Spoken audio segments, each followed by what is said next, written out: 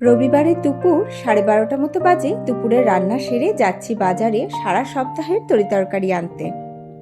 সানডেতে বাজারটা করা থাকলে সারা সপ্তাহে আর কোনো টেনশন থাকে না। আজকে আবার ইন্ডিয়ার ম্যাচ আছে। বাজার সেরে তাড়াতাড়ি করে বাড়ি ফিরে ম্যাচ দেখতে বসতে হবে। আমার থেকে হাজবেন্ডেরই তাড়াহুড়োটা একটু বেশি। প্রত্যেক সানডেতেই আমার বাড়ি থেকে 10 মিনিটের ডিস্টেন্সে এইচএসি কলোনিতে হাট বসে। এখন আমরা সেখানেই যাচ্ছি। সানডে বলে রাস্তাঘাটে ট্রাফিকটা কিন্তু বেশ কম। এই সোলাঙ্কি চক থেকে বাঁদিকে ঘুরে একটু গেলেই হাটিয়া স্টেশন। আমাদের বাড়ি থেকে হাটিয়া স্টেশন যেতে 2 মিনিট লাগে। সোলাঙ্কি মোড়ের এই বাজারেও সকালে এবং বিকালে তরিতরকারি নিয়ে খুব ভালো বাজার বসে।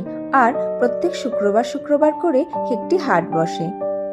হাতের বাঁ পাশেই রয়েছে হাটিয়া স্টেশন। কলকাতা যাওয়ার জন্য ক্রিয়াযোগ এক্সপ্রেস মানে হাওড়া হাটিয়া ট্রেনটি রাত 9টার সময় এই স্টেশন থেকেই ছাড়ে। রাঁচি শহরে রাঁচি স্টেশন এবং হাটিয়া স্টেশন এই দুটি হচ্ছে মেন বড় স্টেশন। দূরপাল্লার সমস্ত ট্রেন এই দুটি স্টেশন থেকেই ছাড়ে। স্টেশন ক্রস করে এই সোজা রাস্তা ধরে আমরা এখন যাচ্ছি বিরসা চকের দিকে। সামনেই বিরসা চক।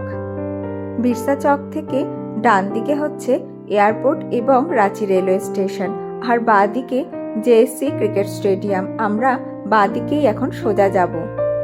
নিচে হাটিয়া স্টেশনের রেল লাইনটি দেখা যাচ্ছে। জেএসসি স্টেডিয়ামটি এখান থেকে খুবই কাছে, ওই 3 কিলোমিটারের মতো।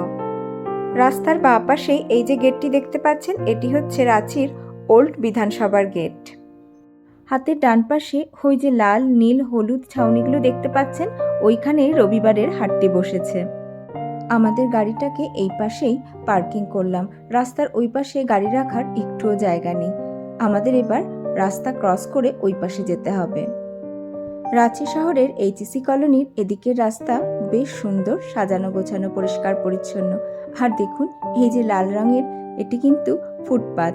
রাস্তার দুধারে এরকম লাল রঙের লোকজনের হাঁটার জন্য ফুটপাতের ব্যবস্থা করা আছে। চলুন, রোড ক্রস করা হয়ে গেছে, এবার বাজারে ঢুকি।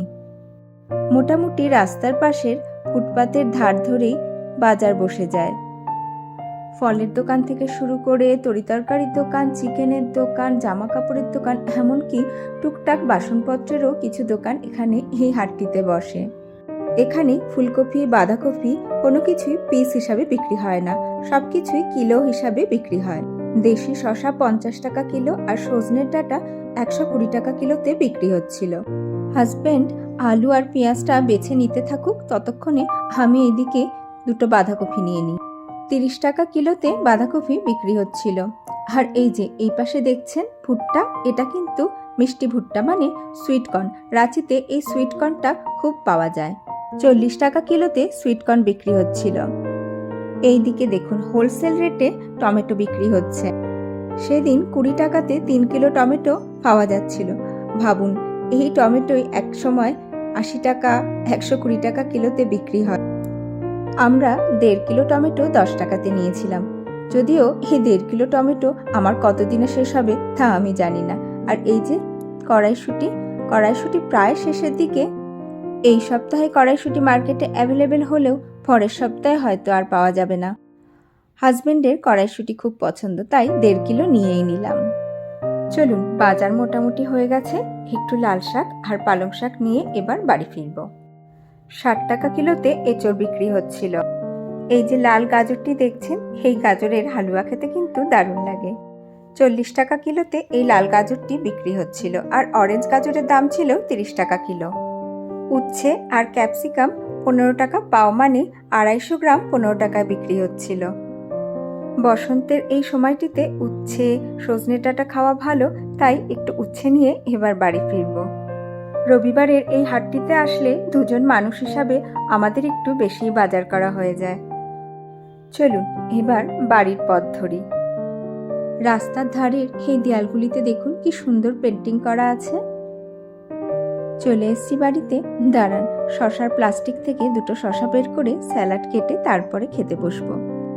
ওদিকে খেলা অলরেডি শুরু হয়ে গেছে আর ঘড়িতেও প্রায় 2টো মতো বাজে। লাঞ্চে আমি বানিয়েছিলাম ফ্রাইড রাইস আর মাটন। ওদিকে কাঁচা পেঁয়াজ আর শসা তো ছিলই, তার সাথে শেষ পাতে মিষ্টিমুখ করার জন্য একটু গাজরের হালুয়াও বানানো ছিল, যেটা গতকাল আমি বানিয়েছিলাম। ফ্রাইড রাইস বানালেও আমার মনে হয় মাটনের সাথে সাদা ভাত দিয়ে খেতেই সবচেয়ে বেশি ভালো লাগে। যাই হোক, ইন্ডিয়ার ম্যাচ দেখতে দেখতে মাটন আর ফ্রাইড রাইসের সাথে আমাদের সেদিনের দুপুরবেলাটা জাস্ট জমে গিয়েছিল। আর বেস্ট পার্ট হলো সেদিন ইন্ডিয়া ম্যাচটি জিতেও গেছিল।